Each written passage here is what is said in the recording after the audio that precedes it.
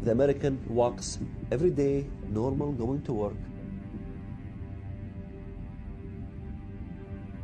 He's walking downtown in Manhattan, and all of a sudden,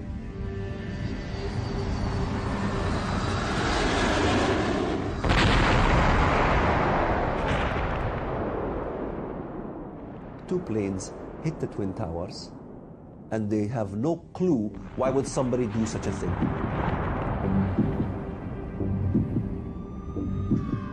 Deliberate and deadly attacks which were carried out yesterday against our country were more than acts of terror. They were acts of war.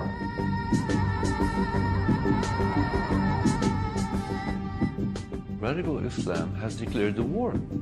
Radical Islam is at war now with the West. When I saw the second airplane hit, I knew jihad has come to America.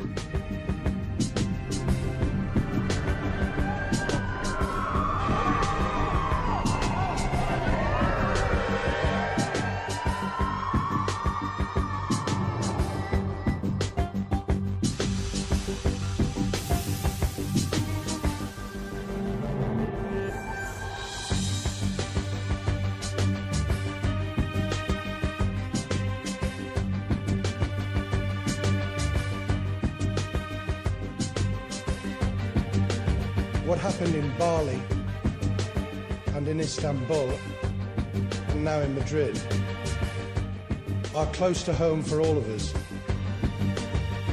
The tentacles of terrorism are reaching out to every corner of the world.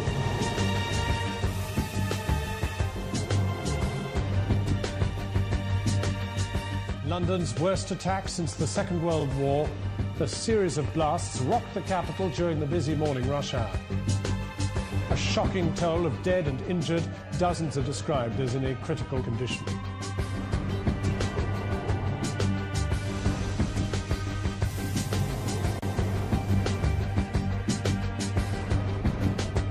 Beslan School number 1 is a scene of carnage tonight. Hundreds of children are feared dead.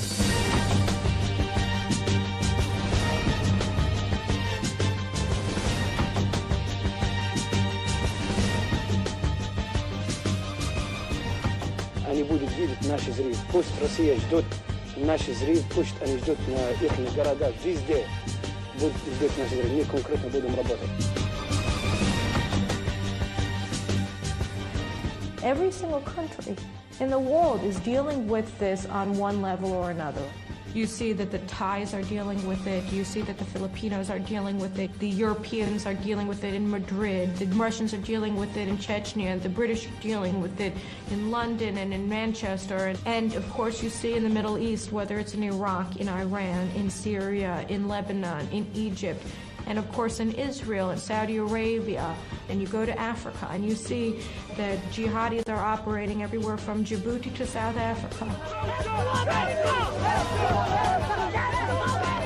All of these areas that we refer to as separate wars, the Palestinian war in Israel, the Iraq war, they see all of these not as specific wars, but as fronts in a global jihad.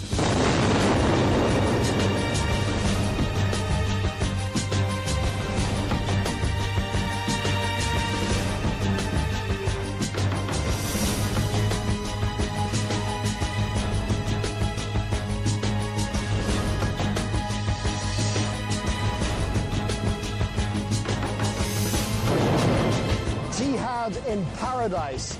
Right now it looks all too possible.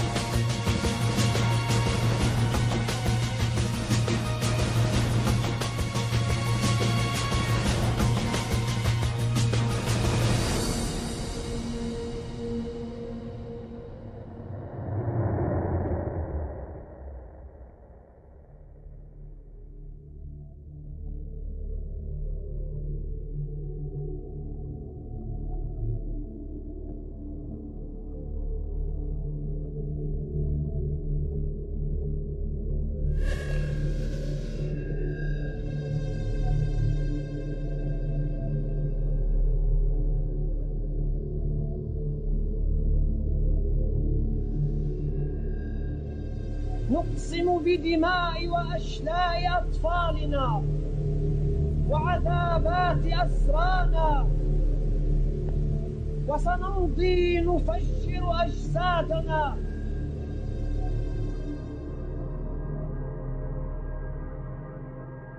We need to understand the culture that produced terrorism. Nani Darwish is no stranger to terror. She was born in Egypt and grew up in the Gaza Strip. In the 50s, her father headed Fedayeen terror operations against Israel. Some people view the current situation with the Middle East as a clash of civilization. I think it's more than that, way more than that. I think it's an outright declaration of war from radical Islam on Western culture, on the Judeo-Christian culture, and we should know that. It's a declaration of war.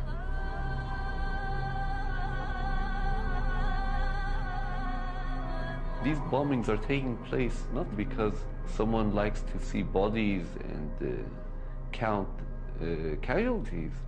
It's part of a campaign of jihad, holy war, to bring down the West, to undermine the very foundations of Christianity and Judaism. The Islamists hate everything other than what they are themselves. They killed, for example, over 100,000 Algerians who disagreed with their brand of Islam. These are fellow Muslims. There is a particular strand of Islam that has, in fact, challenged what I think is the absolutely central pillar of human civilization as such, namely the sacredness of life itself. إن أشرف الموت هو القتل وأشرف القتل وأعظم الشهادة هو أن يقتل الإنسان في سبيل الله. All of our countries have suffered from the impact of terrorism. Those responsible have no respect for human life. استطعنا بفضل الله عز وجل أن نربي جيلا عقائديا يعشق الموت كما يعشق أعداؤنا الحياة. بمدى حرصك أيها المسلم على الموت توهب لك الحياة. I can tell you that as a Muslim, I feel very worried and I feel very concerned. I'm ashamed actually, because I feel that Islam has been hijacked by different fanatic groups. Most people don't realize that Muslims are also victims, because if they disagree, they get killed. Would some Muslim or some Arab who in his heart believes that the Arab terrorism is terrorism, can he say it publicly? He will be lynched in a Muslim society if he says that Hamas is a terrorist. What is worrying is that there is a silent majority that is not speaking out in a very strong voice against these groups. And I hope it's only out of fear and not out of sympathy with people like Osama bin Laden or Abu Musab Zarqawi.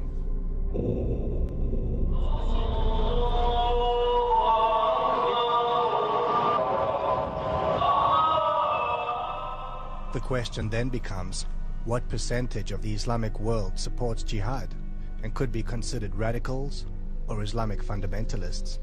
The Muslim world consists of more than 1 billion people, and it's very difficult to tell what percentage of this 1 billion supports Al-Qaeda or Zarqawi or other terrorist groups.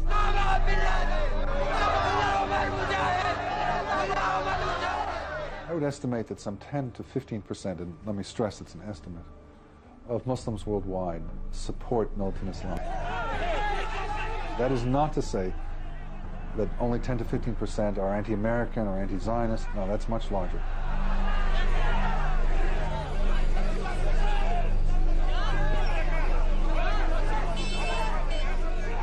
$1.2 billion Muslims out there with 15%. This is a huge number. This is as big as the United States of America. And the bad thing about it is that they're spread all throughout.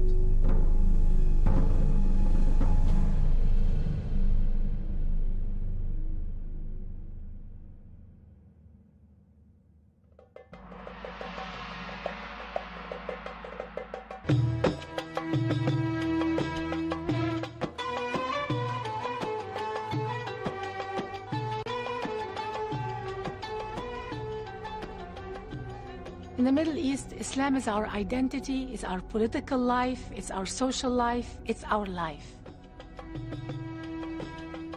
As a child, I attended Gaza elementary schools, and we were taught that jihad is a religious holy war for the sake of Allah. That's what it is, to conquer the word for Allah. That is jihad. These are actual scenes broadcast on Arab television. لا بد من أن نقيم أنفسنا على دين الله عز وجل وعلى شرع الله سبحانه وتعالى. لا بد أن نربي أبناءنا تربية على حب الجهاد في سبيل الله، حب القتال في سبيل الله. Daily, my classmates would recite poetry, jihadist poetry. And when they recited it, they were crying. They were wishing shahada, to be shaheed, to die as a martyr, to die in jihad. إذا أردنا العزة فلا سبيل إلى العزة إلا بالجهاد. I would summarize the struggle today between radical Islam in the West with the phrase from a Jordanian schoolbook and also Palestinian schoolbook. And the teaching in Islamic education is this religion will destroy all other religions through the Islamic jihad fighters. It's Islam against the other religions. It shows how mainstream some of these concepts which are seen as radical Islam have become or are in the mainstream Arab world today. Radical Islamic proponents believe that the West has been engaged in a conspiracy to subjugate Islam. أما الولايات المتحدة الأمريكية بصراحة هي تريد طمس هويتنا الدينية.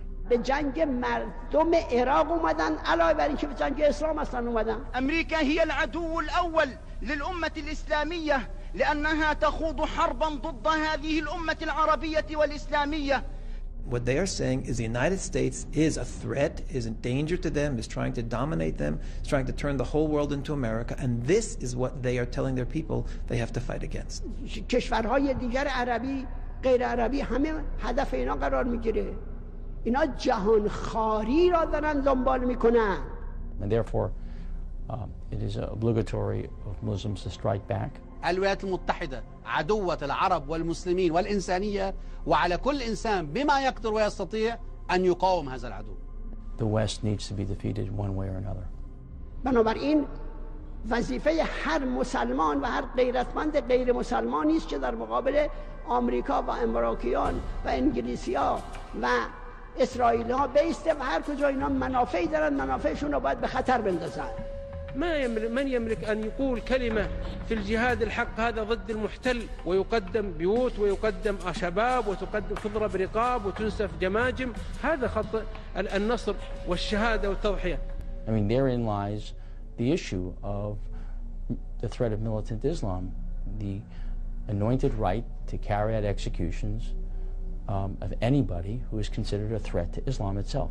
يجب أن يفهم الأمريكيون أنهم باعتدائهم على العتبات المقدسة إنما يعتدون على كل المسلمين في العالم. The word jihad in the Muslim vocabulary, in the Muslim consciousness, is a very powerful word. आइए आज दुनिया भर के अंदर जो जिहाद हो रहा है उस जिहाद में हमारे शाना बशाना शरीक हो जाइए मुल्ला उमर और शेख उसामा बिन लादेन के साथ. First of all, the word jihad in literal Arabic basically means a struggle, coming from the word jahada, so to struggle. Jihad in the traditional sense means self-struggle. Look within yourself to try and make yourself a better person. People think about it, yes, jihad does mean self-struggle, struggle within. But so does Mein Kampf. Mein Kampf means my struggle. But what struggle? Nazism had a struggle with what? What did the Jews do to tango in Nazi Germany? Jihad is being used in the Middle East as struggle with the Jewish people, struggle with the West. الأمريكان ورئيسهم والبريطانيين ومن والاهم والصهاينة ربيبة ومصنع الكيان. الله أكبر. لو أذن الله لنا يا أمة محمد سيقول حتى الحجر يا مسلم هذا يهودي خلفي تعال وقع رأسه. ونحن نقطعها والله لا نقطعها أيها اليهود. الله أكبر الله أكبر الله أكبر. الجهاد في سبيل الله الجهاد في سبيل الله الجهاد في سبيل الله محمد رسول الله. الله أكبر الله أكبر يا أمة الله الله أكبر يا أمة الله.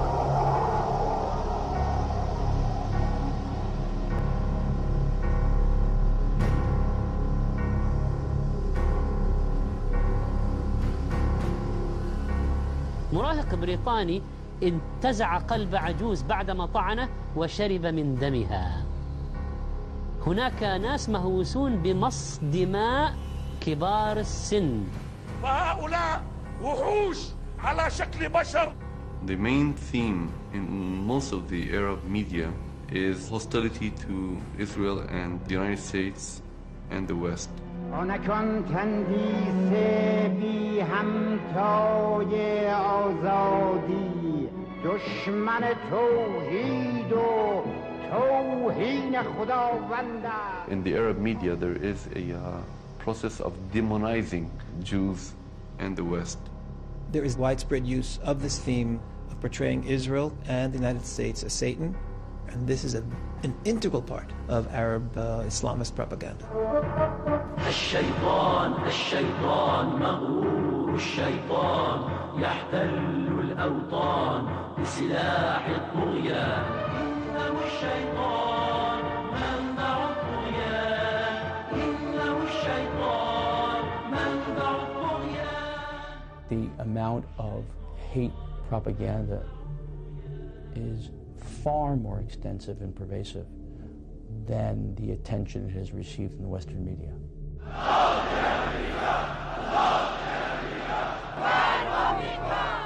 این مرگ بر آمریکایی که مردم ما میگوین این مثل همون اعوذ بالله من الشیطان الرجیم است که در اول هر سوره قرآن برای چیست؟ یک لحظه از یاد نبرد که شیطان آماده حمله به او و انهدام حصار معنوی و ایمانی اوست. این مرگ بر آمریکا برای همینه. After 9/11, a lot of people in the West asked, why do they hate us? And some of them even started blaming themselves, looking what could America have done? There were numerous examples in American academia and media after 9/11 that placed the blame of 9/11 on American imperialism around the world. The message was, these people must be suffering so much if they're willing to blow up the World Trade Center.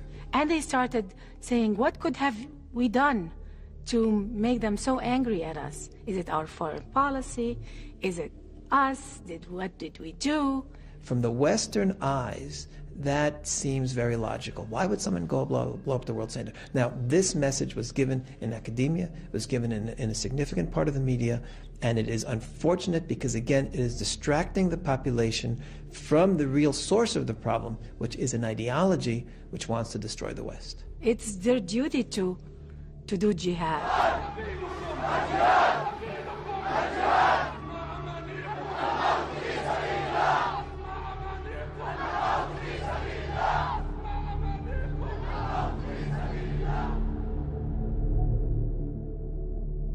This clip was broadcast on Palestinian TV the day after London suffered 4 suicide terror attacks. واهلك الكفار والمشركين أعداءك أعداء الدين اللهم احصهم عددا وقتلهم بددا ولا تغادر منهم أحدا. Arab media plays a major role in public opinion. Arab dictators, in order to survive, constantly incite their people against the West, the Jews, and the United States. This is how they survive, by telling their people they are all to blame except for us. There will always be some root cause in their effort to mobilize a population. There will be some grievance that they will cling to. It's a distraction, Saint. We dictators aren't the enemy. We're like you, we're Arabs. The real enemy is the Jews. It is the West. It is modernism. Those are the things that are destroying the very fabric of our society. One of the main ways they get the people to be willing to fight and endanger their lives and to hate the West is to present the war as an act of self-defense. So in order for you to do jihad, you have to find a good reason. So the best reason is we're defending ourselves. There is an enemy out there who wants to get us. علينا أولا أن نحدد من هو العدو. America wants to get us. العدو الأول للشعوب العربية والإسلامية هي الولايات المتحدة الأمريكية وليست إسرائيل فحسب. أمريكا هذه الإدارة الأمريكية هي عدو. They blame every little problem in the Arab society on the West. ثم حقيقة أمريكا هي في الغالب كما يثبت الواقع وراء جميع المشاكل. نعتبرها عدوة لأنها أكبر ناهب لثرواتنا ونفطنا وخيراتنا فيما يعيش مئات الملايين من أبناء أمتنا في البطالة والفقر والجوع والعزوبية والجهل والظلام وما شاكل. Nothing could be done wrong by Arabs. It's always the West. If you want to get people to fight, you have to make them think that there's a threat and then they're in danger. آمریکا در کمین نشستند و تا نابودی کاملتان از شما دست بر نخواهند داشت. سریعاً قیام کنید که جهان ایمن از صیاد نیست.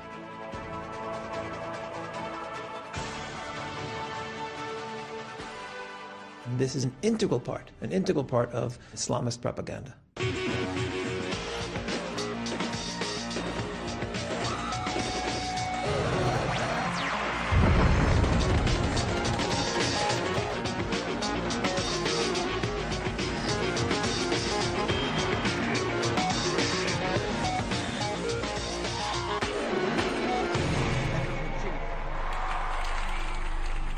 It recruits a lot of terrorists.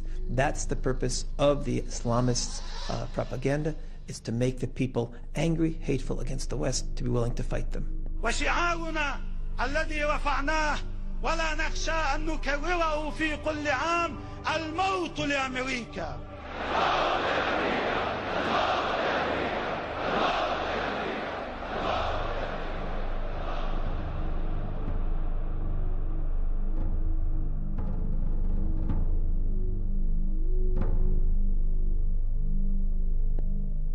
This kind of indoctrination produced the terrorists of today.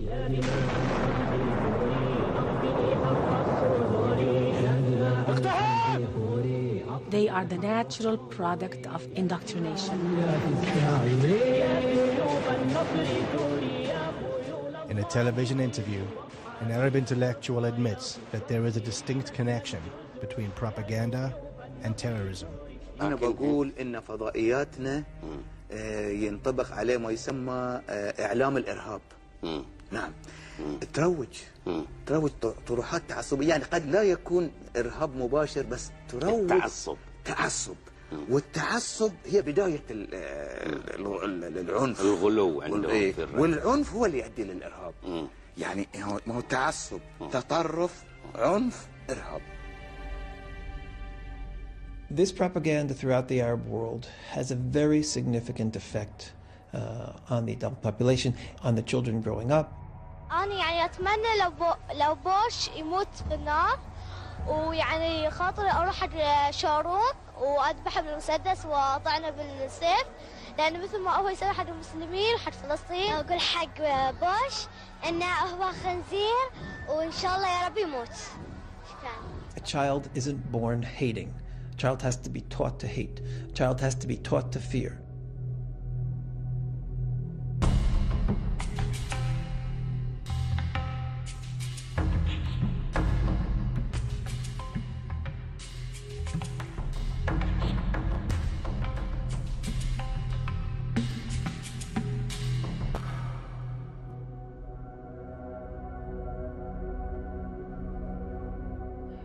هناك خلل بنائي في الثقافة العربية أيضا، في تمجيد العنف وفي عدم القدرة على إدارة الحوار السلمي. بسم الله الرحمن الرحيم. Lord of mercy. Well, no, we don't have the time for no error. Lord of mercy. Them back up on the original straight error. Alongside the social art group. Big things. Yeah man, throw them in the fire. They will say Tony Blair, him a dirty gopher. They want Mr. Bush, him a dirty gopher. The National Front, them a dirty gopher. Throw them in the fire. Mr. From Kandahar to Ramallah, we come and star. Peace to Hamas and the Hezbollah. OBL could be like a shining star. Like the way we destroyed them through Tawa. Ha ha.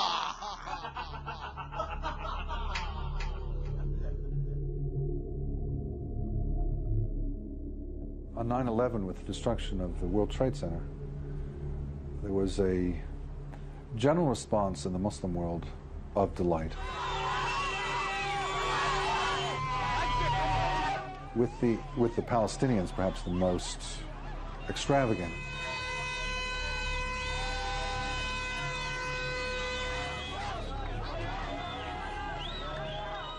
Two weeks before 9/11, the Mufti of Palestine, Ikrim al-Sabri, who's the senior religious figure in the Palestinian Authority, on the radio openly prayed for God to destroy Israel, Britain, and the United States.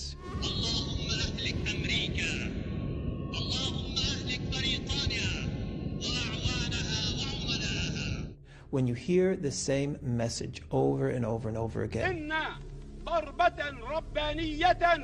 ستكون لأمريكا ولإسرائيل عن قريب. It becomes part of the way you see the world. وسوف يفرح المؤمنون بنصر الله.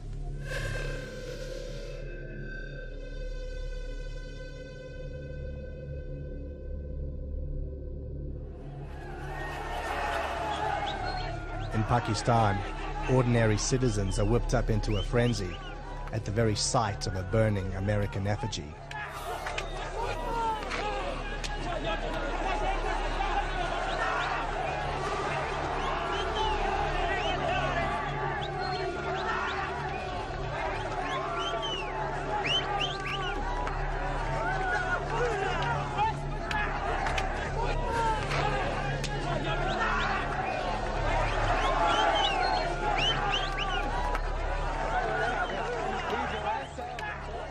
The scene repeats itself in Iraq.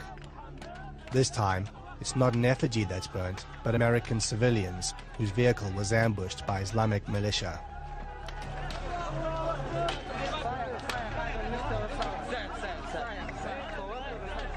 Iraqi civilians cheer as they throw rocks at the dead Americans in and around the blazing vehicle.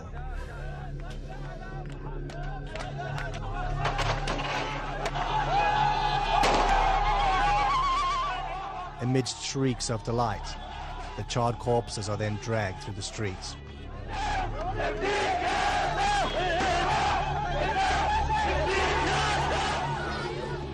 A similar phenomenon occurred in the Sunni Muslim country of Somalia with the infamous Black Hawk Down incident. After US military helicopters were shot down, the bodies of American soldiers were stepped on, after which time they were dragged through the streets.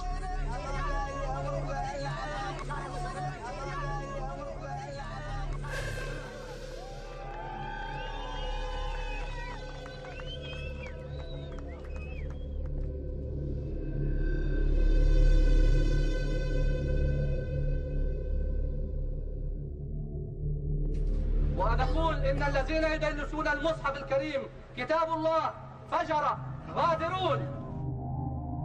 But hatred for the West is not limited to the Islamic world. Radical Islam has for years been spreading its ideology in the West. This jihad rally is taking place on the streets of London. The infiltration of radical Islam is so deep, it's shocking.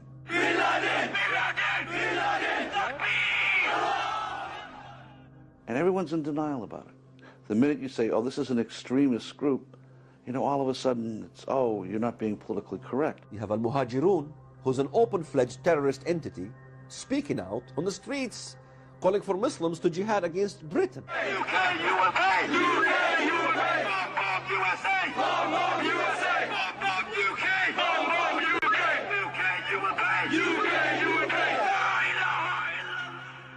We've been infiltrated by people who want the Quran to replace our constitution. أنا رحت سنة 95 لقيت خطب بتقول إن هم منطلقين للبيت الأبيض خلاص من المساجد من بعض المساجد. يعني إيه منطلقين للبيت الأبيض؟ يعني كان واحد بيقول في خطبته إن إحنا ذاهبون دلوقتي إلى البيت الأبيض علشان إن شاء الله ينتصر الإسلام ويتحول البيت الأبيض إلى البيت المسلم. يعني هيروحوا يحتلوا البيت الأبيض يعني ولا؟ لا بسواد الإسلام وأفكاره سوف يتغير البيت الأبيض. The vast majority of Muslims who live in America or any of the other Western countries are loyal, good citizens who care about the future of their country and who would never dream of doing anything against the interests of their adopted country. Many of them were born in this country. So the one thing we can't do is stereotype, generalize. What we can do is be worried that there are those from within our own country that have been taught by extremists in extremist mosques and by extremist tapes that you can easily get today to hate the country you live in and to support only the most extreme elements of radical Islam dedicated to the destruction of Western values. That is a serious problem. Hamas has the largest infrastructure of all terrorist organizations on American soil today. They are not trying to be part of the American way of life. They are not trying to be part of our culture. They are here with an agenda to make Islam the law of the land. Just to show where our loyalty belongs to. You see this flag here? It's going to go on the floor. And to us, our loyalty does not belong to this flag. Our loyalty belongs to Allah subhanahu wa ta'ala. Takbir. Allahu Akbar. Allahu Akbar. It's not illegal, nor should it be illegal to say death to America. It's protected speech. And in fact, Islamic groups understand that it is protected speech. Don't be afraid to speak out against injustice in this country. One of the loopholes of this government is they allow the freedom of expression. But it doesn't immunize those groups from being accountable for the radical views that they espouse. Of course, not all Muslims are like that. But we've been infiltrated with this kind of agenda. And America has to wake up because we are strangling ourselves with our political correctness. There is tremendous deception in terms of saying one thing publicly and another thing privately. Yasser Arafat obviously was the master of this dual agenda in terms of openly supporting pluralism or nonviolence or condemning terrorism. I condemn completely these terrorist activities. And then secretly or behind closed doors supporting it.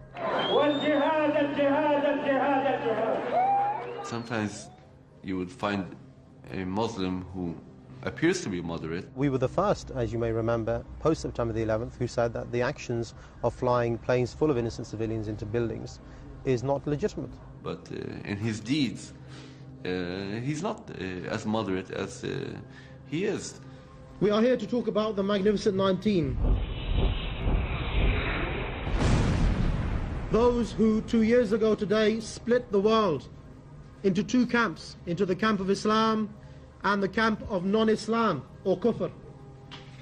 Those who revived the obligation of jihad worldwide. The Magnificent 19, they were praising the hijackers, celebrating the attacks on New York. The deception is so high and so successful that I'm afraid we're losing the battle.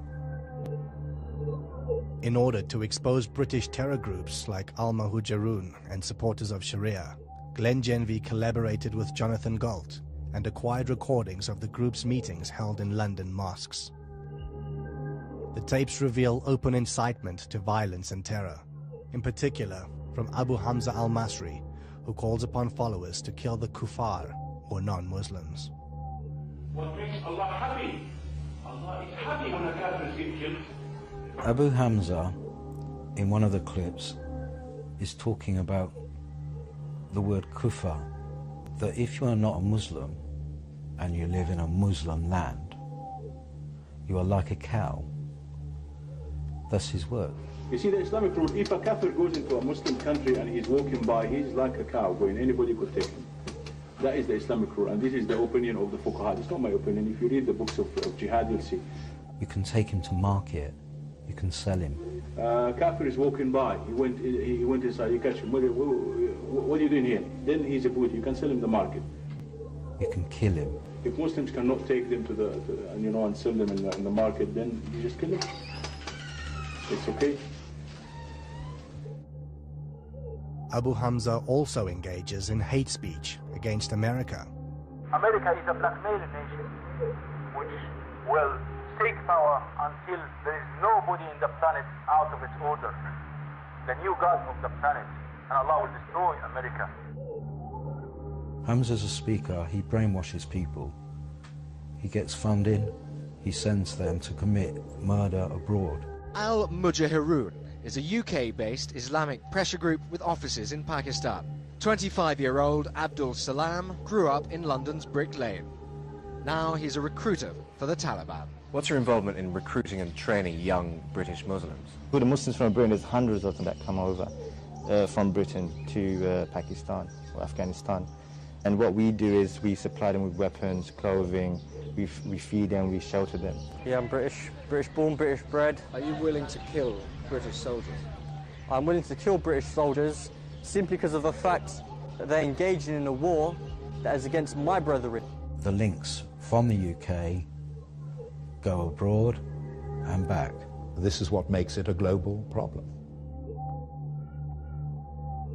If you take the London bombings, the bombers were from Britain. They're from the city of Leeds, a 2-hour drive north of London.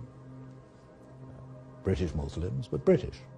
I and thousands like me have forsaken everything for what we believe. We are at war and I'm a soldier. Now you too will taste the reality of this situation. We are living with them.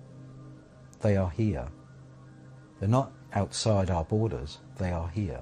So when you ask, is radical Islam a threat to Europe? Of course it is, because you find this large and growing minority population that is growing more and more radical and rejects more and more blatantly, overtly, and stridently the societies in which they operate.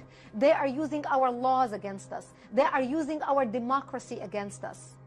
And they know it. They know exactly what they're doing. When you think just from a military perspective, forgetting everything else, the September 11th hijackers trained for their mission to attack the United States inside the United States of America.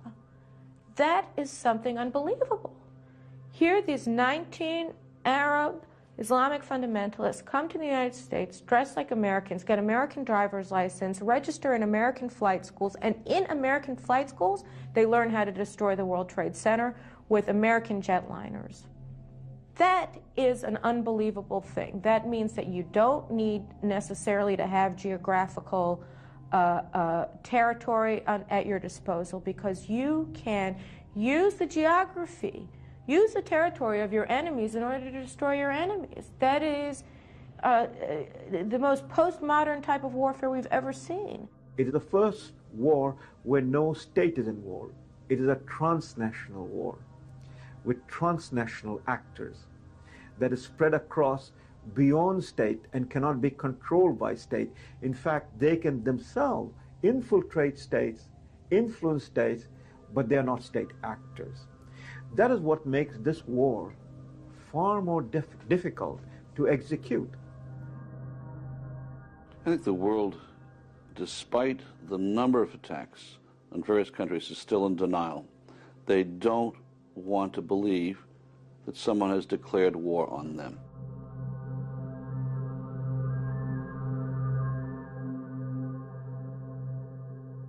In the 1930s, the danger of Nazism was there. It was in everything Hitler wrote and said, in everything the Nazi authorities did. Dann wird das Ergebnis nicht die Bolschewisierung der Erde und damit der Sieg des Judentums sein, sondern die Vernichtung der jüdischen Rasse in Europa. In the corruption of a whole generation of German youth through the propaganda of Nazism in schools. But people thought, well, this is a German problem, it's a limited problem. We have our own problems, we have our unemployment. And I think the same is true today. They don't connect the dots. They don't connect the acts together. They don't see that Islamic fundamentalism is a global network and a global problem. There is no terrorist threat. There is no terrorist threat. Yes, there have been horrific acts of terrorism, and yes, there will be acts of terrorism again. But that does not mean that there's just some massive terrorist threat. We have to worry about terrorism. If terrorism had struck on the West Coast rather than the East Coast, some of the folks in Hollywood might have a somewhat different view. People don't want to feel that this is part of a single threat, because if you come to that conclusion, and I'm sure it's the true conclusion, then you have to do something about it. If you ignore a real threat, like has happened in the past before World War II, then the world will pay with many, many millions of dead. In Second World War, the West was sleeping. The Munich Accords came regarding what should we do about this Adolf Hitler who wants to take over Czechoslovakia. So what did the parliament do in Great Britain? They got together and they said, well, we need to give Hitler land for peace. In return for Hitler's guarantee of world peace, Chamberlain and Daladier prevailed upon Czechoslovakia to give up the Sudetenland without a fight. In Britain, a happy Chamberlain came back declaring he had achieved peace, peace in our time. One of the most tragic and ironic scenes in all history. This morning, I had another talk with the German Chancellor, Herr Hitler.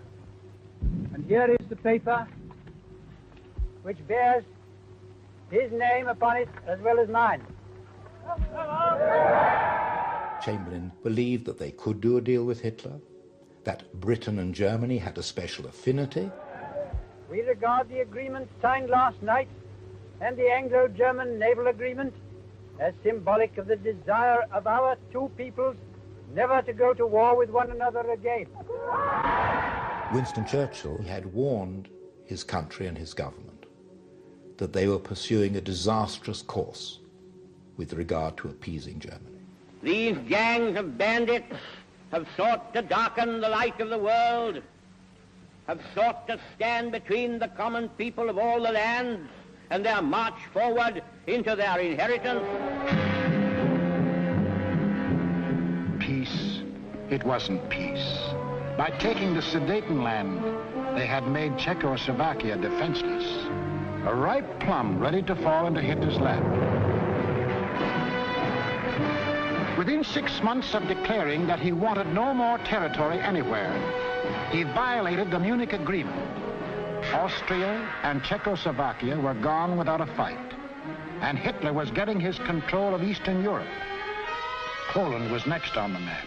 Churchill never considered himself a great leader. He always considered that he had failed, because from 1933 to 1939, he had warned his country and his government. So when war came, and when in May 1940 he was asked to be Prime Minister, he felt he was only there because he had failed.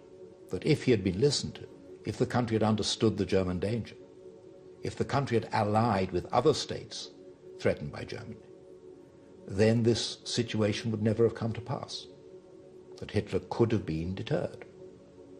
Perhaps it could have been stopped. Perhaps millions of lives could have been saved.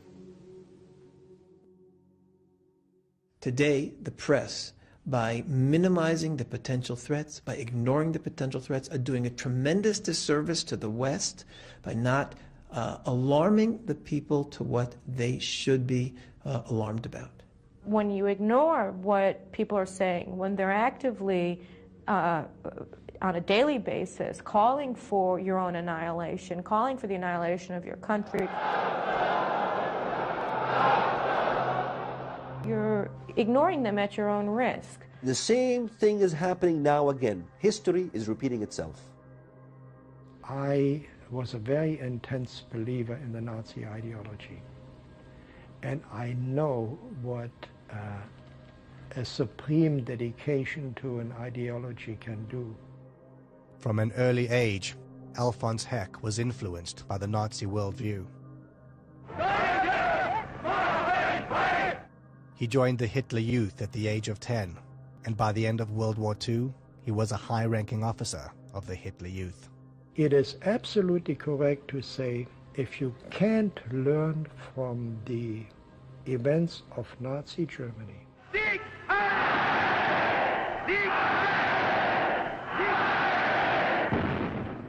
you will not be able to grasp the true intent of the danger of the radical Muslim world today.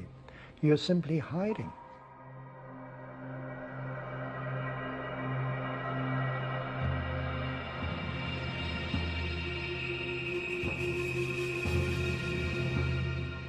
History has an unfortunate habit of always repeating itself.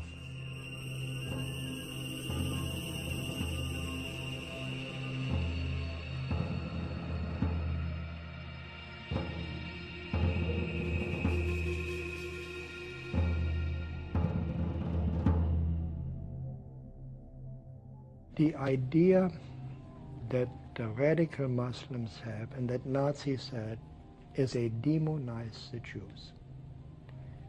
You know, they just turn them into demons. And I mean, this is exactly what happened in Germany. Now, can you imagine? We were enlightened people and we fell for this. Why wouldn't Muslims fall for this? فاليهود هم اليهود، هؤلاء هم الذين يجب أن يذبحوا ويجب أن يقتلوا.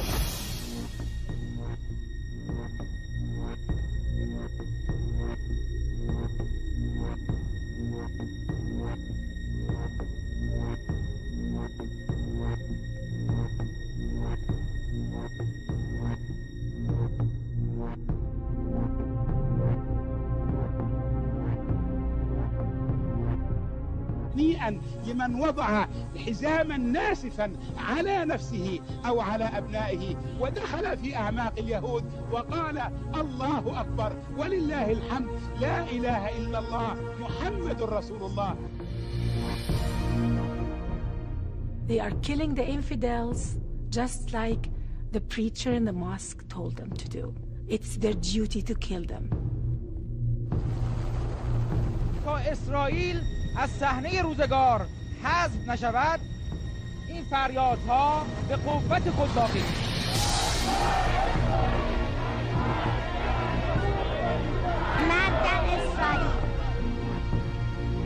I watched anti-Semitism since I was a young kid, and now the world is reaping.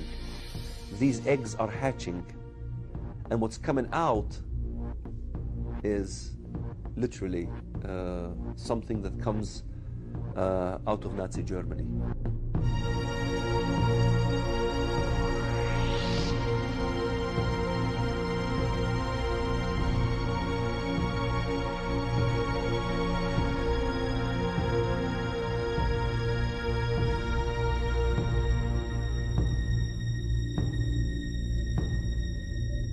Same as in Nazi Germany, the Boy Scouts in Nazi Germany, we had the youth. The youth was being robbed from being youth.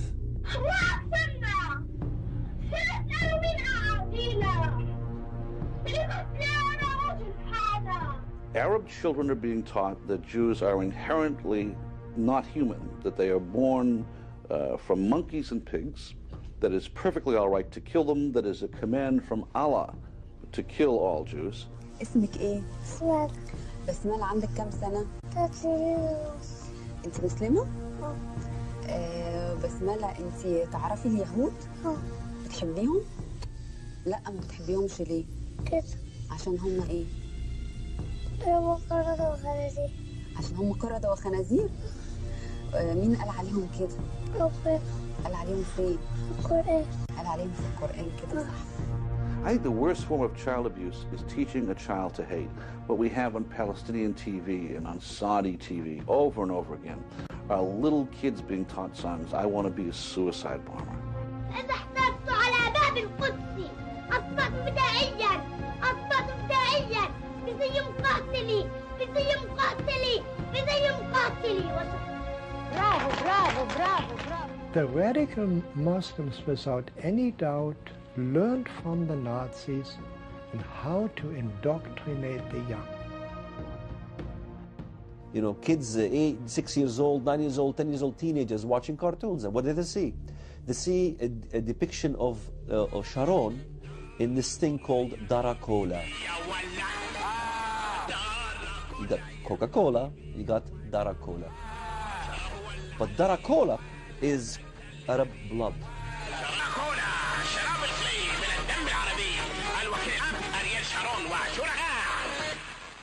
لا مستر شرون فهمني انا كلمت متخصصين عشان نسوي بطل مشروب بطل حاجه ساعه شويه دم عربي علشان نشرب دم العرب. And the youth who are listening to this day and night, what do you expect to happen? A Palestinian teenager showed up at a crowded West Bank checkpoint wearing a suicide bomb vest. Soldiers sent a yellow robot to hand scissors to the boy so he could cut off the vest. Once the boy was out of harm's way, the bomb vest was detonated. And I think this is a crime that the Muslim world commits against its children.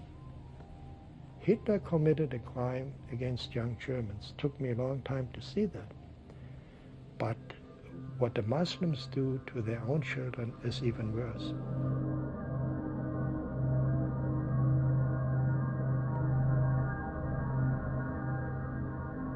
They tell Arab children that Jews bake cookies with their blood. منيح. أصلاً نحن في عندنا مهمة القيادة. ولازم ننفذها بسرعة. إيه؟ شو هي؟ This is a scene from the television series Al-Shatat. It was broadcast on satellite TV stations that reach hundreds of millions of viewers. اسمع، بدنا دم طفل مسيحي قبل الفصح مشان الفطير.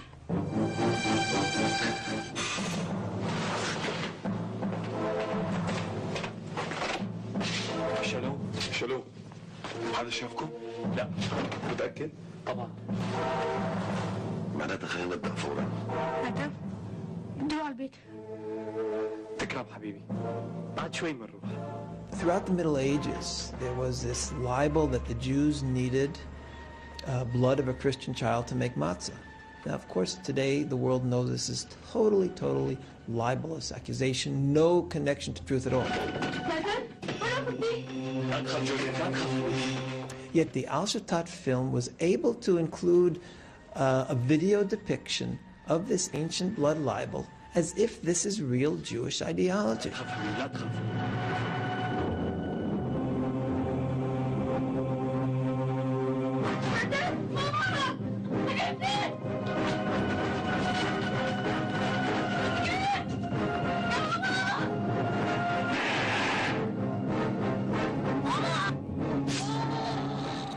There is no shame in Arab media. In the degree they are ready to cover hate speech and lies, outright lies against the Western Israel. التي تصنع الفطير من دم الأطفال الأبرياء. The ironic thing about this whole thing is that if you look at reality, you can see what we accused the Jews of doing. We carried it out literally. فالقتل في سبيل الله أشهى أمانيهم والإفخار في جنودك وحلفائك من أسعد لحظاتهم وحز رؤوس الكفرة المجرمين تطبيق لأمر ربنا.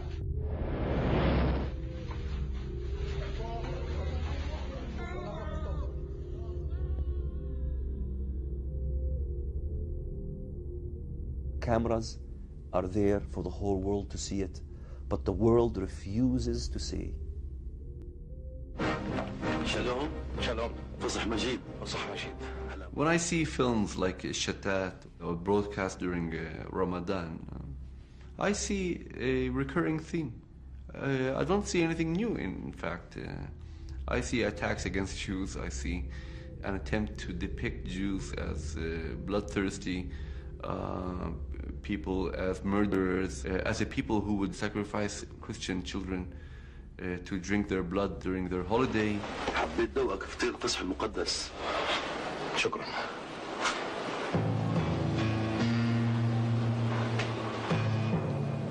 كيف شفتها مطيبة؟ عادية مثل الفطاير الدنيا. لا تغلط. هي ألذ وأقدس. لأنه معجون بدم نقي. دم جزء. What is significant is not just the film, but the time in which it was shown.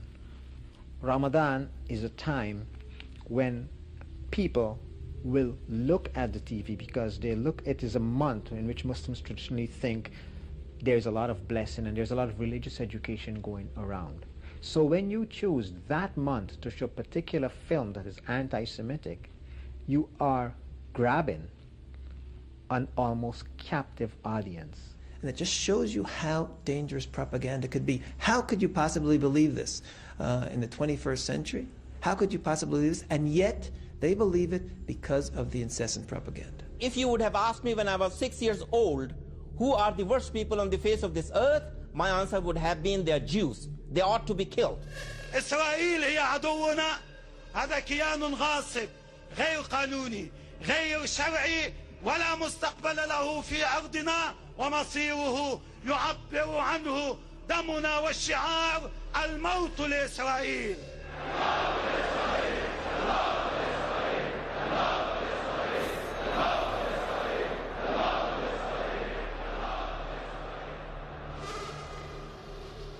Almost the first people who applauded Hitler's rise to power were the Arabs.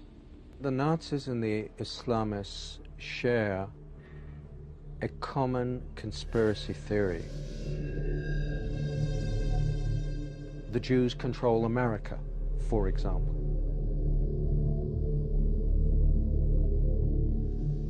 This is the way that it is portrayed day in, day out in the Arab media. مخطئ من ظن بأن أمريكا هي التي تتحكم في إسرائيل وقراراتها، إسرائيل المزعومة، لا، بل إن الصهيونية العالمية هي التي تحرك القرار الأمريكي على الريموت كنترول. If you believe all that, then you are engaged in a war of survival for your very existence. نواجه معركة أكبر بكثير مما تتصورون. إننا نواجه معركة مع الصليبية، نواجه معركة مع الصهيونية العالمية. And in that sense it's identical to Nazi propaganda.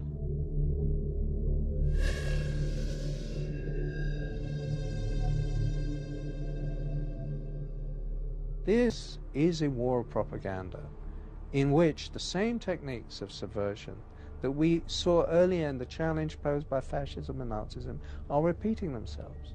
The propaganda of Islam is very similar to the propaganda of Nazism. It's the same hate speech, paranoia, and us against them.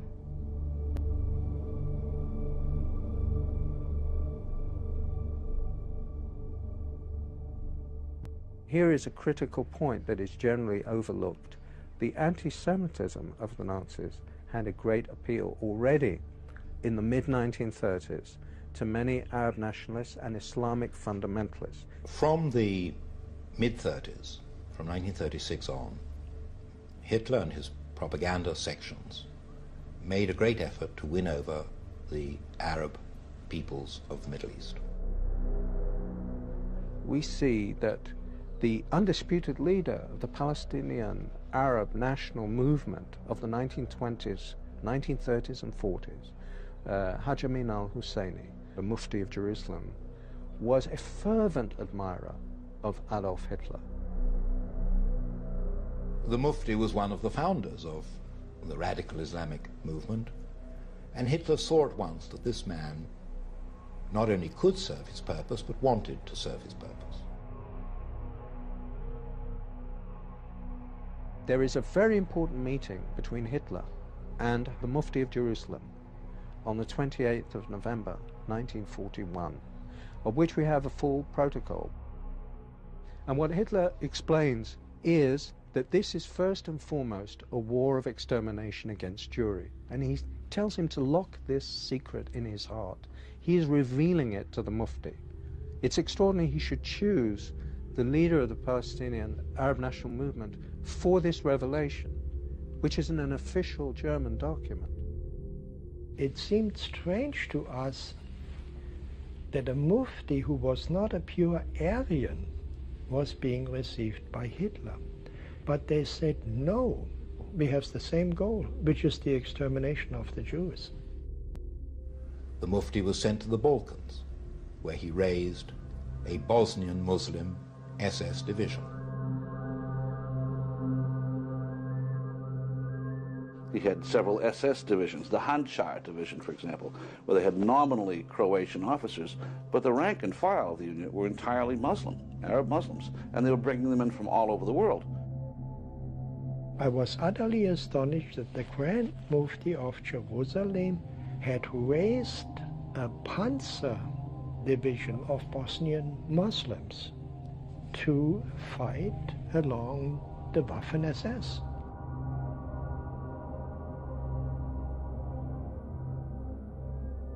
The fanatic Muslim world and Hitler both agreed that no ideology can exist beyond theirs. It's all-encompassing. A secular dogma like Nazism is less dangerous than this Islamofascism that we see today. It's less dangerous because Islamofascism has a religious twist to it. It says God the Almighty ordered you to do this, not the Führer, you know. So it is way more dangerous. It's trying to grow itself in 55 Muslim states, so potentially you could have a success rate of several Nazi Germanys if these people get their way. Hitler's gone and dead.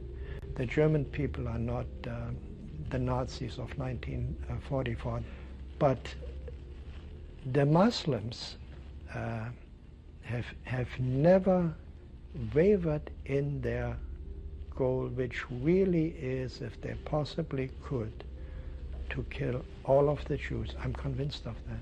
If radical Islamic fundamentalists had their way, we would have another Holocaust. There's absolutely no doubt about that. If Al-Qaeda could produce it, they would. But what begins with the Jews never ends with the Jews, as the West and Europe in particular is slowly but surely beginning to understand.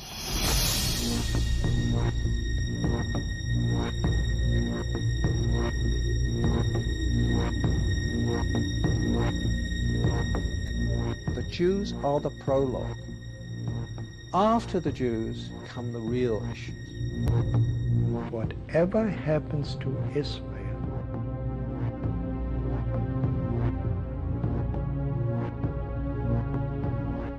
eventually is going to be the fate of the world.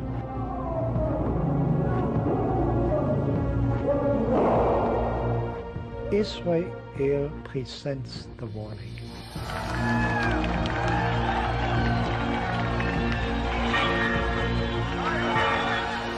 Islam is superior than the Jews, than the Christians, than the Buddhists, than the Hindus. The only deen Allah accepts is Al-Islam. And whoever seeks any other deen apart from Islam will never be accepted.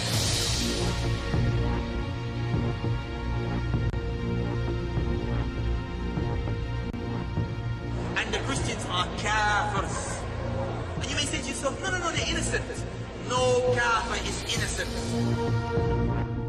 Two blasts just minutes apart, outside two churches in Baghdad, as those inside worshipped. And you too will meet your destruction, because Allah's religion will prevail on this earth.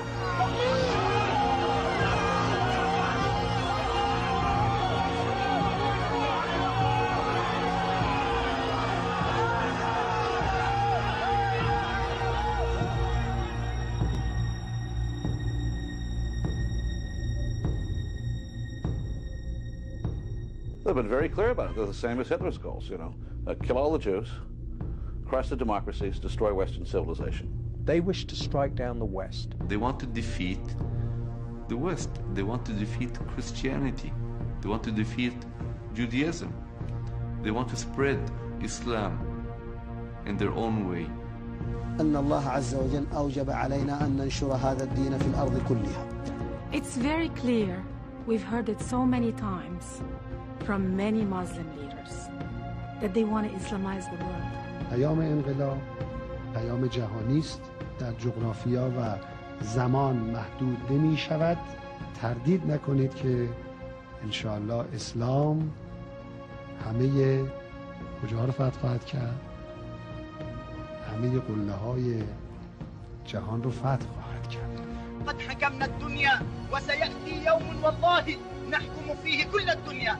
سيأتي يوم نحكم فيه أمريكا، سيأتي يوم نحكم فيه بريطانيا، ونحكم فيه كل العالم. Radical Islamic groups want to see the world unified under Islam. It's only a matter of time until we rule Earth, until we control Earth. One day, this very flag will fly over the Parliament in London. We will see this flag that will fly over the White House, and we will see the Black House, the Kaaba, will take over the whole world. Islam to the world. You will take over USA. You will take over UK. You will take over Europe. You will defeat them all. You will get victory. You will take over Egypt. We trust in Allah.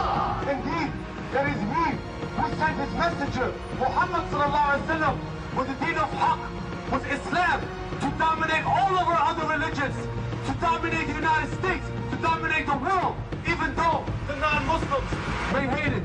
Takbir, Allahu Akbar, Allahu Akbar, Allahu Akbar, La ilaha illallah.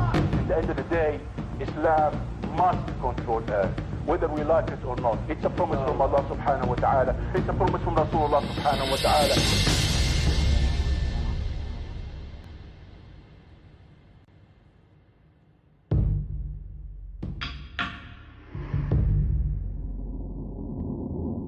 What started as a European war has developed, as the Nazis always intended it should develop, into a war for world domination.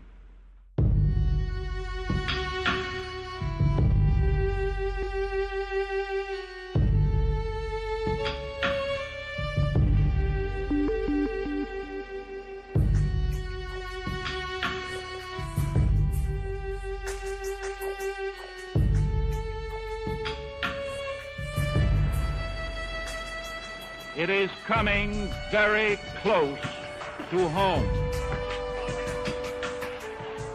Will our children too wander off in search of new gods?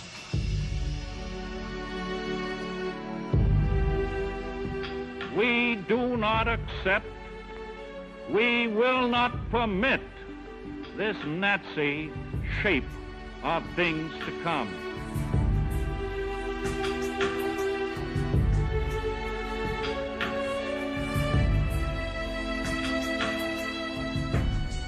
We know that these people act in the name of Islam.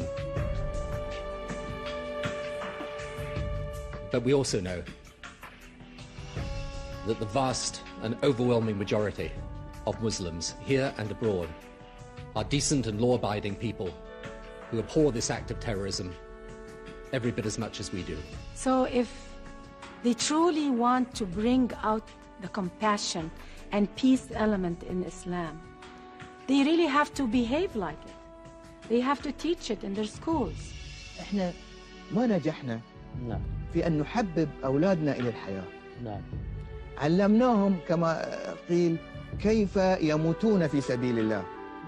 ولكننا لم نعلمهم كيف يحيون في سبيل الله. It is the duty of all moderate Muslims to stand up and speak against the hate, to speak against the jihad. إن هؤلاء أيها الإخوة الكرام هم من أعداء الإسلام. إن هؤلاء الذين يشوهون صورة الإسلام من أعداء الإسلام. If they don't agree with it, then let us hear your voices. We want to hear the voices. And the Western world needs to stand up and support the voices of the moderate, the very few who are speaking out. The Western world needs to support them, need to do everything we can to empower them. It would be a terrible disservice to those Muslims who are liberal, who are democratic, who are modern, who want to live a civilized life, to throw them in with the barbarians, because they are on the right side, and more than that, they have a great deal to offer in the war against militant Islam. It is through hope and education that we will be able to win this war and accomplish peace. It's important that those engaged in terrorism realize that our determination to defend our values and our way of life is greater than their determination to cause death and destruction to innocent people in a desire to impose extremism on the world. Ultimately, the price we're talking about is the price of freedom. In every generation, I think, we're called upon at some point to stand up for that ideal.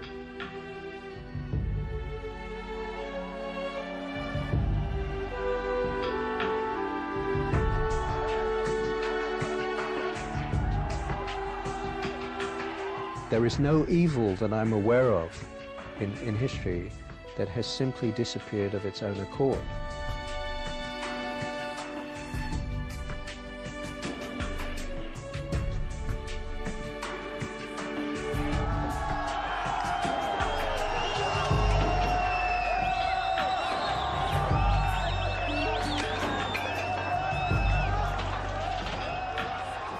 If you recognize the danger and you don't do anything about it, you are risking your demise.